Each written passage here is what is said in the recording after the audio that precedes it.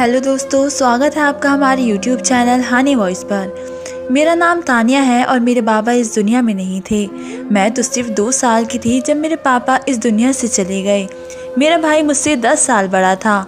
उस समय से वे बेचारा हमारे लिए कमाने लगा और उसने हमारे पेट की आग बुझाने के लिए बहुत मेहनत की। यहाँ तक कि उसने हमारे लिए घर भी बना दिया, एक प्यारा सा घर। कभी सोचा भी नहीं था कि हमारे पास अपना घर होगा। आज हमारे पास घर भी था और एक छोटी सी गाड़ी भी थी। मेरे भाई का कारोबार भी अच्छा था और वे बहुत ही अच्छा इंसान था। मैं कभी भी उससे पैसे मांग लेती थी, वे मुझे हमेशा ज़्यादा पैसे देता था। मेरी माँ भी उसकी बहुत तारीफ़ करती थी। हम बहन भाइयों में बहुत ही प्यार था। मेरी एक बड़ी बहन थी जिसकी शादी मेरे भाई ने की और उसको बहुत ही खूबसूरत दहेज दिया था। अगर मैं कहूँ कि मेरा भाई इस दुनिया का सबसे अच्छा भाई था, इसमें कोई झूठ नहीं होगा। जब मेरे भाई के शादी की बात आई तो मेरी माँ ने जगह जगह घूम घाम कर बहुत ही खूबसूरत लड़की का चुनाव किया। मेरी माँ का कहना था कि उसने हमारे लिए इतना कुछ किया है तो हमारी जिम्मेदारी बनती है कि हम भी उसके लिए खूबसूरत हम सफ़र चुनें, क्योंकि मेरे भाई ने कहा था कि आप लोग जिससे कहेंगे मैं उससे शादी कर लूँगा। हमने उसके लिए बहुत ही प्यारी लड़की तलाश की जिसका नाम मीना था। वे शक्ल और रवैये में बहुत ही अच्छी थी और बहुत ही खूबसूरत भी थी। घर को संभालती थी और उसकी शादी को 3 साल हो गए थे और अब मेरी शादी की बारी आ गई थी। मेरे भाई ने कहा कि जैसे बड़ी बहन के दहेज दिया था वैसे ही अपनी छोटी बहन को वही दूंगा, किसी चीज़ की कमी नहीं रहने दूंगा। मैं बहुत ही खुश थी। एक अच्छा इंसान आपके लिए किसी नेमत से कम नहीं होता। मेरी भाभी भी अच्छी थी, वे भी किसी मामले में नहीं बोलती थी, लेकिन हमेशा बहुत ज़्यादा उदास रहती थी क्योंकि उनकी शादी को 3 साल हो गए थे, लेकिन अभी तक उनके यहाँ औलाद नहीं हुई थी। हमने जगह जगह इलाज करवाया लेकिन उनके यहाँ औलाद नहीं हो रही थी। एक दिन मेरी माँ की एक रिश्तेदार आ गई और उन्होंने कहा कि तुमने तो अपने बेटे के साथ जुल्म कर दिया, इसको एक बाज औरत लेके दे दी जो इसको अभी तक औलाद की खुशी भी नहीं दे सकी है। तुम्हारे तो घर में एक ही मर्द है, इस घर में रौनक होनी चाहिए, बच्चे होने चाहिए। तुम्हारे बेटे के यहाँ पर बेटा पैदा हो जाता तो उसका बाजू बन जाता, उसको भी तसल्ली हो जाती कि बेचारा बचपन से कमाने लगा है, लेकिन चलो कोई उसका सहारा बनने वाला भी इस दुनिया में आ गया है। जब लड़की की शादी होती है तो सबसे पहले उसको यही बात की जाती है कि अब तुमने संतान का पैदा करनी है। यह हमारे समाज का एक हिस्सा है और ये ऐसा सवाल है जो आपसे कोई भी पूछ सकता है। यहाँ तक कि रास्ते में अगर आप किसी औरत के पास खड़े हो जाए तो वही यही पूछ रही होगी कि तुम्हारे कितने बच्चे हैं, और अगर आप कह दो कि बच्चे नहीं हैं तो फिर वह बाकी की बातें भी पूछना शुरू कर देती है कि क्यों नहीं है, कब से नहीं है। जबकि देखा जाए तो ये इंसान एक पर्सनल मामला है, लेकिन लोग इसके ऊपर सवाल करते हैं और फिर लोगों को भी बातें बताते हैं कि वे फला औरत है ना, उसकी शादी को 4 साल हो गए हैं, उसके बच्चे नहीं हैं, उसकी शादी को 10 साल हो गए हैं, उसके बच्चे नहीं हैं। फिर लोग आपको आपके नाम से नहीं बुलाते बल्कि कहते हैं कि वे देविका है ना, वे जिसकी बच्चे नहीं हैं उसकी संतान ना होना शायद इस वक्त समाज में एक बहुत ही बड़ी दिक्कत भी है और सबसे ज़्यादा गंभीर स्थिति है। और तुमने अच्छा नहीं किया। मेरी माँ चुपचाप ये बातें सुन रही थी। मैंने कहा, आंटी हमें थोड़ी पता था कि ऐसा होगा। उसने कहा, अब तो पता है तुम लोगों को, तो फिर किस चीज़ का इंतज़ार कर रहे हो? भाई की जान छुड़ाओ, किसी अच्छी लड़की से शादी करवा दो। 1 ही साल में खुशखबरी आ जाएगी, घर में रौनक लग जाएगी, तुम्हारा भाई भी खुश हो जाएगा। ऐसे दरख्त को घर में लगाने का क्या फ़ायदा जिसके ऊपर न फल होता है और न फूल, और ना ही वे साया देता है। तुम्हारी भाभी का भी यही कभी औलाद नहीं होने वाली। 3 साल हो गए हैं। मेरी माँ चुपचाप ये बातें सुन रही थी। जब वे औरत चली गई तो मैंने अपनी माँ से कहा, कह तो ठीक रही थी, ये तो भाई के साथ जुल्म हो रहा है। आपको पता है उनको बच्चे कितने पसंद है। जब बड़ी बहन की बेटी आती है तो कैसे उसको गले से लगाते हैं, उठा करके फिरते रहते हैं और उसकी हर ख्वाहिश पूरी करते हैं। अपने बच्चे तो दूसरों को बच्चे से भी ज़्यादा प्यारे लगते हैं। मेरी माँ ने कहा, खबरदार जो तूने इस तरह की कोई बात सोची, अगर तेरी ये बात तेरी भाभी ने सुन ली तो उसका कितना बुरा लगेगा। मैंने कहा, तो बुरा लग जाता। मैंने कहा कि उसमें बुरा लगने वाली क्या बात है, हकीकत तो सबको बुरी लगती है। भाभी बाज है, इस बात में कोई झूठ नहीं है। और मेरी भाभी ने ये बात सुन ली। वो शायद किचन में खड़ी थी और रोती हुई वहाँ से चली गई और मेरी माँ ने मेरे मुंह पर थप्पड़ दे मारा। मैं हैरान रह गई कि मेरी माँ की आंखों में भी आंसू आ गए। वे मुझे कहने लगी, बेवकूफ़, तेरी भाभी के अंदर कोई कमी नहीं है, बल्कि तेरा भाई बच्चे पैदा करने के काबिल नहीं है, उसके अंदर कमी है और उसको भी इस बात का पता नहीं है।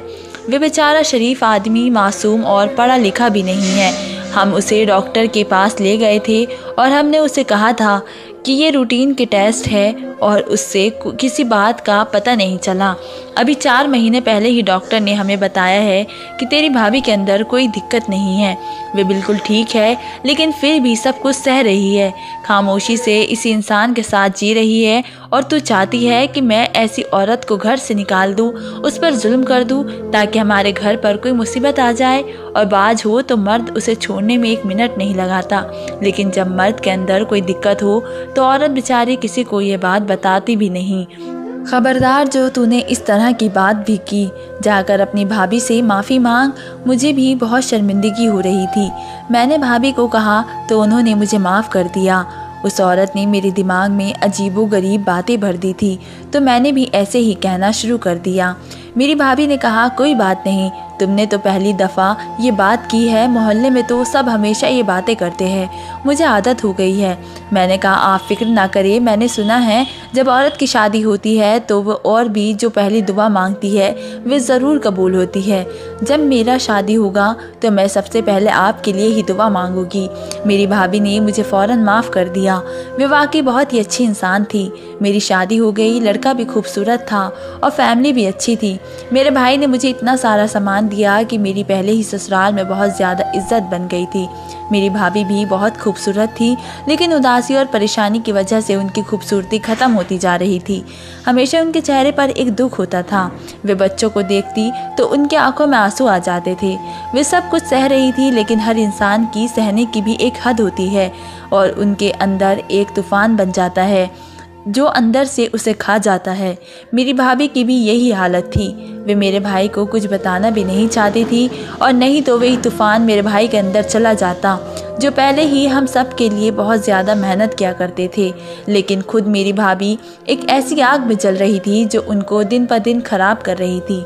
मेरी माँ को भी मेरी भाभी की बहुत ही फिक्र लगी रहती थी। एक दिन मेरी माँ ने मुझे एक अजीब बात कही और मैं उस बात को ठीक से समझ नहीं सकी, लेकिन जब बात समझ आई तो आम सी बात थी।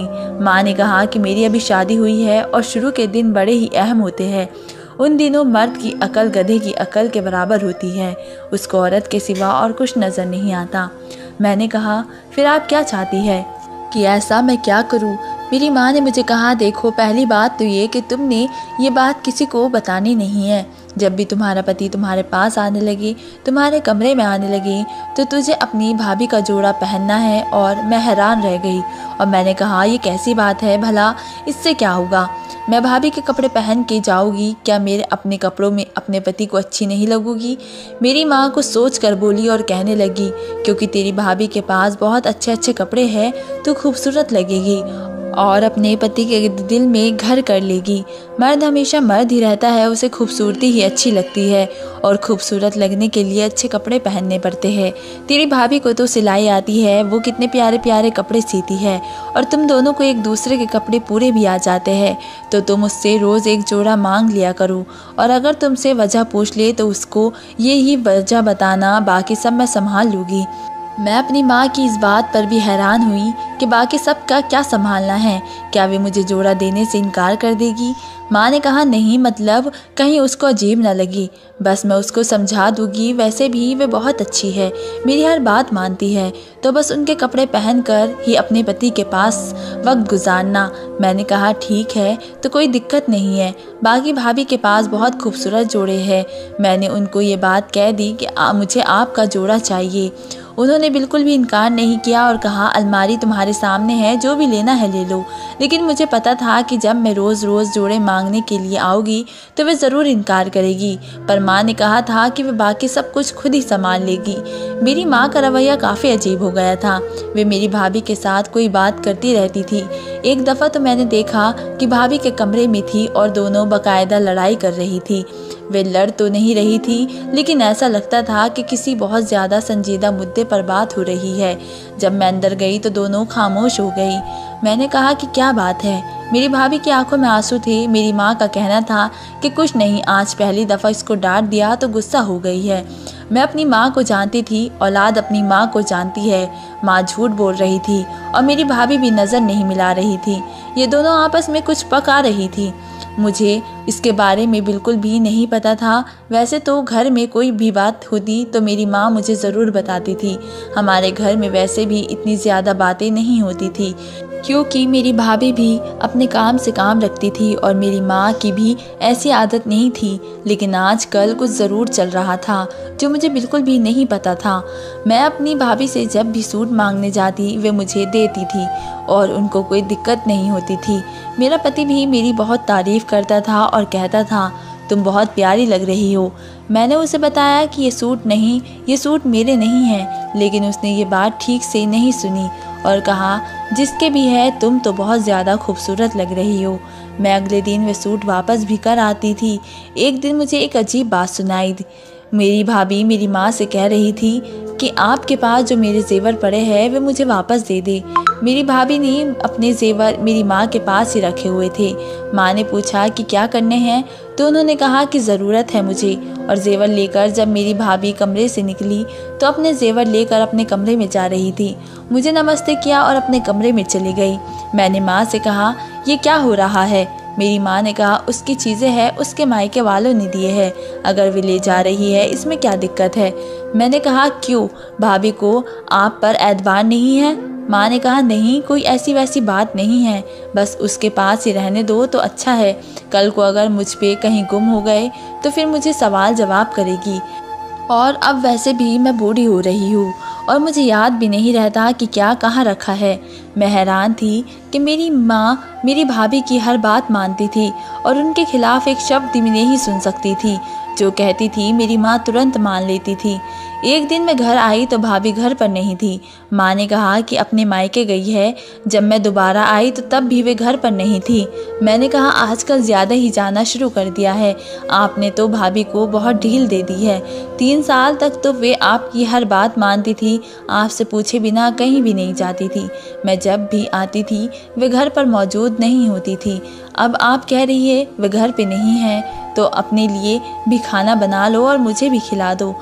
मैं अपने घर से थकी हुई आती हूँ, सोचती हूँ कि चलो भाभी से खिदमत करवा लूँ, लेकिन आजकल भाभी घर पे नहीं मिलती है और आप भी उन्हें मना नहीं करती। जिस दिन मैं आती हूँ उस दिन तो उन्हें रोका करो कि घर पर रहो। मुझे पता ही नहीं चला कि मैं कब ऐसी बन गई और मैं अपनी भाभी के पीछे बातें करना शुरू कर दी। जब से मेरी शादी हुई थी तब से मेरे अंदर एक अजीब सी चीज़ आ गई थी। मैं इसी तरह की बातें करने लगी थी। माँ का कहना था मैं इस पर ज़्यादा पाबंदियाँ नहीं लगा सकती हूँ, क्योंकि कमज़ोरी इसके अंदर नहीं है, हमारे बेटे के अंदर है। इसीलिए अगर हम इस पर ज़्यादा पाबंदियाँ लगाए और कल को इसने ये बात किसी को बता दी तो क्या होगा। मैंने कहा कि क्या वे ऐसी है कि सबको ये बात बता देगी। माँ ने कहा, इसके पीछे क्यों पड़ गई हो तुम, अपनी सुनाओ। मैं अभी बात ही कर रही थी कि मेरा सिर चकराने लगा। माँ ने मुझे संभाला और मुझे बैठने को कहा। मैंने पानी पिया और मेरी तबीयत थोड़ी बेहाल हुई। मैं बहुत खुश थी कि मैं माँ बनने वाली हूँ। मेरे पति भी इस खबर से खुश थे। वापस आते हुए मेरी माँ ने मुझे मिठाई के साथ मेरे ससुराल भेजा और वहाँ भी सब लोग बहुत ही खुश हुए। जब ये खबर मैंने अपनी भाभी को सुनाई तो वे भी दिल से बहुत ही खुश थी, मगर मेरे दिल में एक अजीब सी फिक्र थी। सोचती थी कि कहीं मुझे मेरी भाभी की नज़र न लग जाए। ये नहीं कि वे मुझसे हसद करेगी, मगर कभी कभी अनजाने में भी नज़र लग जाती है। मेरी शादी को अभी सिर्फ 2 महीने हुए थे और मेरे होते हुए मुझे ये खुशखबरी मिल गई थी, लेकिन मेरी भाभी की शादी को 4 साल होने वाले थे और अब तक उनके पास ये खुशी नहीं थी। ऐसे में इंसान के दिल से आह निकल ही जाती है। मेरी माँ ने कहा कि मेरी भाभी ऐसी नहीं है, लेकिन मुझे अपनी माँ की बातें समझ नहीं आती थी। कभी वे भाभी के बारे में कुछ कहती थी और कभी कहती थी कि वे बहुत ही अच्छी इंसान है। मैं बिल्कुल उलझन में थी। मेरी एक दोस्त थी जिससे मैं ये सारी बातें डिस्कस करती थी, क्योंकि अपनी माँ या भाभी से ये सब कहना मुमकिन नहीं था। दोस्त ने कहा, शायद तुम्हारी माँ तुम्हारी भाभी की साइड इसलिए ले रही है क्योंकि तुम्हारे भाई में कमी है। मैंने कहा, कमी है तो फिर चली जाए, भाई को छोड़ के क्या अपना नुकसान नहीं करेगी? फिर उसके साथ कौन शादी करेगा? डॉक्टर ने मुझे शुरू में कुछ दवाइयाँ दी थी और कहा था कि इन्हें वक्त पर लेना ज़रूरी है ताकि ठीक से बरकरार रहे। एक दिन मैं भाभी से सूट लेने के लिए उनके कमरे में गई तो उनकी साइड टेबल पर कुछ दवाइयाँ रखी थी। उस दवा को देखकर मेरे होश उड़ गए। ये तो वही दवा थी जो डॉक्टर ने मुझे दी थी। मगर मेरी भाभी ये दवा क्यों ले रही थी? क्या वो भी माँ बनने वाली थी? लेकिन डॉक्टर ने मेरे भाई को ये तो कहा था कि वो कभी बाप नहीं बन सकता है। फिर ये सब कुछ क्या था और ये दवाइयाँ यहाँ क्यों पड़ी थी? इसका मतलब मेरी माँ भी इस बारे में जानती थी, नहीं तो वो इन दवाइयों को ऐसे सरेआम नहीं रखती। पर ये क्या हो रहा था कि मेरे भाभी की गोद में किसका बच्चा था? मैं बहुत ज़्यादा परेशान हो गई। मैंने उनके कपड़े देखे तो उन्होंने अपने लिए कुछ कपड़े काट के रखे हुए थे, क्योंकि जब मैं उनके कमरे में जाती थी आराम से अलमारी खोल लेती थी और अपनी पसंद का जोड़ा निकाल लेती थी। ये कपड़े उन्होंने अपनी साइज़ से ज़्यादा बड़े काटे हुए थे, जैसे बाद में उनको पहनने की ज़रूरत पड़ेगी। जब उनका पेट बाहर निकल आएगा तो उनको खुले कपड़े पहनने पड़ेंगे। इसका मतलब मामला संगीन था। मैंने अपनी माँ से ये बात नहीं की, मुझे उसके बारे में पता लगाना चाहिए था। मैंने उस दोस्त को बताया और उसने मुझे एक अजीब सी बात बता दी। उसका कहना था कि तुम्हारी माँ तुम्हें तुम्हारी भाभी के कपड़े क्यों पहनाने को कहती है? अगर तुम्हारी माँ को तुम्हारी फिक्र थी तो तुम्हें इससे ज़्यादा खूबसूरत कपड़े दे सकती थी। तुम लोग गरीब तो नहीं हो? कहीं ऐसा तो नहीं कि किसी दिन तुम्हारी माँ ने तुम्हारे पति को तुम्हारी भाभी के पास भेज दिया और उसने कपड़ों से देखकर ये समझा हो कि ये उसकी पत्नी है और तुम्हारी भाभी की गोद में तुम्हारे पति का बच्चा हो? मैं ये सुनकर हैरान रह गई। ये बात बहुत ही अजीब थी। ऐसा बिल्कुल भी नहीं होना चाहिए था, लेकिन हालात तो इस तरफ ही इशारा कर रहे थे। मेरी दोस्त से बहुत बात हुई और इस मुद्दे पे बहुत ही बहस हुई। आखिर मैं इस नतीजे पर पहुंच गई कि शायद अपने बेटे की इज्जत बचाने के लिए मेरी माँ ने ये सब कुछ करवाया है, क्योंकि अगर मेरी भाभी की गोद में मेरे भाई का ही बच्चा था तो फिर अब तक की बात मुझे क्यों नहीं बताई गई? ये तो बहुत ही ज़्यादा खुश करने वाली बात थी और ये बात तो सबसे पहले मेरी माँ को मुझे बतानी चाहिए थी। आखिर 4 साल के बाद उनके यहाँ औलाद हो रही है। मैं तो ये सोच सोच के पागल हो रही थी कि अगर ऐसा है तो फिर ये तो बहुत ही बड़ी बात है। मेरी माँ ये सब कर सकती है क्योंकि उनको मेरे भाई से बहुत ज़्यादा मोहब्बत थी। वो हमेशा यही कहती थी कि हमने इसके लिए कुछ नहीं किया, इसने हमारे लिए बहुत कुछ किया है। शायद उसकी इज्जत बचाने के लिए वो इस मुकाम तक चली गई। लेकिन क्या मैं इतनी बेफिक्र थी? और क्या मेरी भाभी भी इस काम के लिए मान गई थी? लेकिन वो क्यों मानती? उन्होंने भी तो लोगों को इतनी बातें सुनी थी और आजकल ये लोग कोई ना कोई बात कर ही रहे थे। शायद यही सब कुछ चल रहा था। मैं पूरा दिन इसी बारे में सोचती रही। हमारे घर में मेहमान आ गए। मेरे पति ने कहा कि आज तुमने अपने घर नहीं जाना है, घर में मेहमान आए हैं। पता नहीं मैं ये 2 दिन किस तरह गुजार रही थी और तीसरे दिन मैं अपनी माँ के घर चली गई। पहले तो मैंने इन्हीं बातों बातों में ये बताया कि मुझे पता है कि भाभी माँ बनने वाली है और अब आप मुझे ये बताइए कि बच्चा किसका है। मेरी माँ घबरा गई थी, लेकिन फिर भी इस तरह से पेश आने की कोशिश कर रही थी कि सब कुछ ठीक है। माँ ने कहा कि किसका बच्चा होगा? तेरे भाई का बच्चा है। मैंने कहा, लेकिन आपने तो कहा था कि मेरा भाई कभी बाप नहीं बन सकता, फिर उसका बच्चा कैसे हो गया? मेरी माँ ने कहा, भगवान ने करम कर दिया है, भगवान चाहे तो क्या नहीं हो सकता। डॉक्टर भगवान थोड़ी होते हैं जो उनकी बात पर आंखें बंद करके हम यकीन कर ले। सब लोग बहुत खुश थे और हैरान भी थे, लेकिन ये बात अभी भी बहुत अजीब लग रही थी कि जब इतने वक्त तक संतान नहीं हुई तो अचानक से ऐसा हो गया जैसे सब कुछ बिल्कुल ठीक है। ये कैसे हो सकता था? जिससे भी बताते उसे मुंह फाड़ कर बातें ही करनी थी। उनसे भी लोग कहाँ खुश होते हैं? किसी के साथ अच्छा हो या बुरा हो, उनको सिर्फ ही बातें करनी होती है। बातें करते हैं और हमारा दिल जलाते हैं और हम सुनते भी रहते हैं। मैंने कहा, अगर ऐसी बात थी तो अब तक आपने ये बात मुझे क्यों नहीं बताई? भाभी को देखकर लगता है कि उनका 3रा महीना चल रहा है, फिर आपने मुझे ये बात क्यों नहीं बताई? क्या मैं नाराज़ होती? मैं तो खुद माँ बनने वाली हूँ, मैंने क्यों बुरा चाहती? और क्या मैंने खुश नहीं होना था? मेरी माँ का कहना था, ये सब कुछ इतना सीधा नहीं है। मेरी बात का यकीन कर, जैसा तुम समझ रही हो ऐसा कुछ नहीं है। मेरी माँ मुझे पहले से ही समझाना शुरू करने लगी, जबकि मैंने अभी उन्हें नहीं बताया था कि मेरे दिल में क्या चल रहा है। फिर मैंने बता दिया। मैंने कहा, आपने कोई ना कोई चक्कर चलाया है अपने बेटे के लिए। आपने मेरे घर पर डाका डाला है, मेरे पति को इस्तेमाल किया है। मुझे तो लगता है कि मेरे पति को भी इस बात का नहीं पता। आप भाभी की गुलाम हुई पड़ी है। वो काले को सफ़ेद भी कहे तो आप कहती है कि सफ़ेद ही है।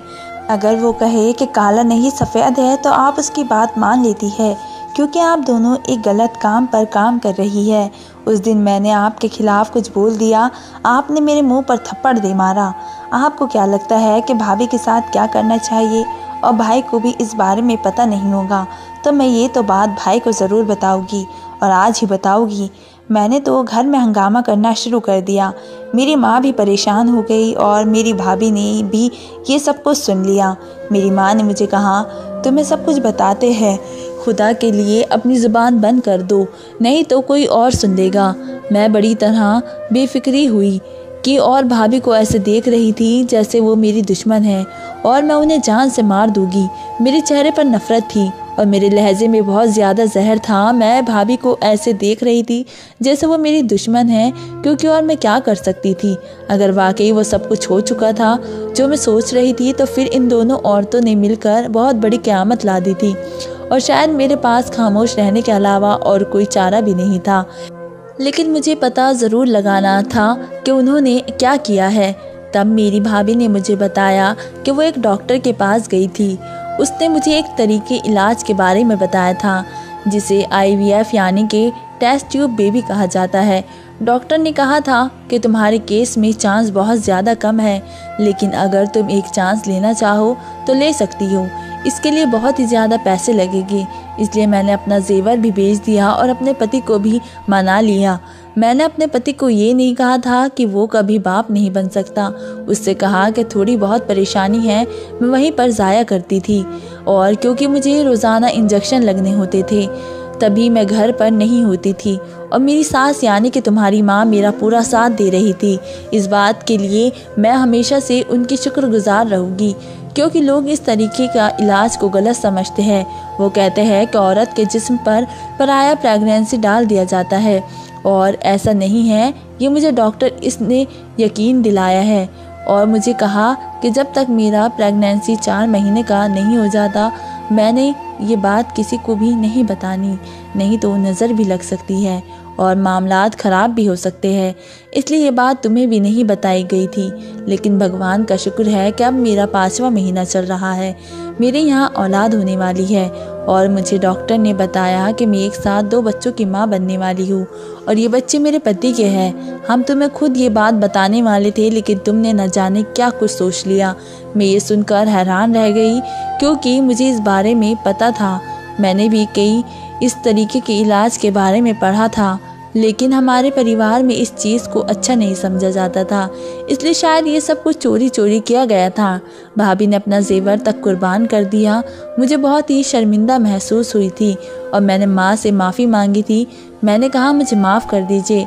पता नहीं मैंने किस बात को किस बात से जोड़ लिया था और अजीबोगरीब किस्म की बातें सोचने लगी थी कि असल में मेरी एक दोस्त ने मेरा दिमाग ख़राब कर दिया था।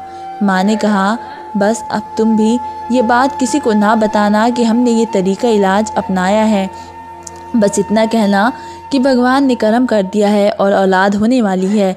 मैंने अपनी भाभी का हाथ पकड़ा और उनसे माफ़ी मांगी। उन्होंने कहा, जहाँ इतनी बातें सुनी हैं, मैं वो सब कुछ ज़ाया नहीं होने दूँगी। मेरे पति पे अब भी कोई आँच नहीं आएगी। लोग ये समझेंगे कि मेरे यहाँ औलाद नहीं हो रही थी, और आखिरकार मैंने इलाज करवा लिया और मैं ठीक हो गई और मेरे यहाँ औलाद हो गई। मेरी भाभी ने फिर से मुझे माफ़ कर दिया। वो वाकई में बहुत ही अच्छी इंसान थी।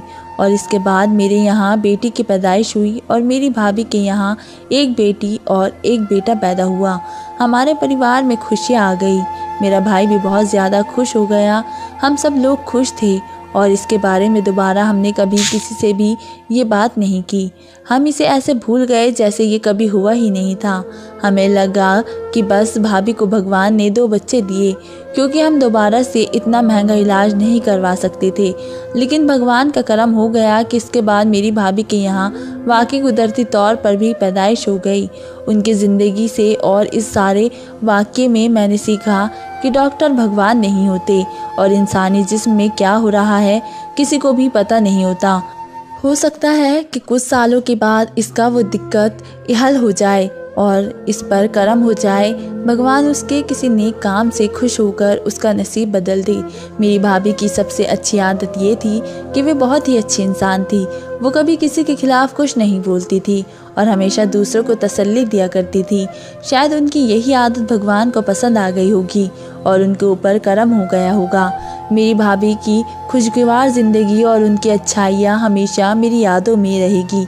उस वक्त हमने ये सोचा था कि भाभी और उनके बच्चे के लिए ये एक नया सफ़र शुरू हो रहा है, लेकिन उस सफ़र में उनकी अच्छाइयों और सब्र का बहुत बड़ा हाथ था। हर बार जब भी उनकी मुस्कुराहट देखती थी तो मुझे याद आता था कि उन्होंने कितनी मुश्किलात का सामना किया है, लेकिन फिर भी वो कभी भी किसी की बुराई नहीं करती थी। हमारे परिवार में खुशियाँ आई थी, लेकिन साथ ही उनके औलाद की परवरिश और तरबियत का एक नया दौर शुरू हुआ था। मेरे भाई और भाभी ने मिलकर अपने बच्चों को ऐसी परवरिश दी कि इंसान अच्छा इंसान बन सके।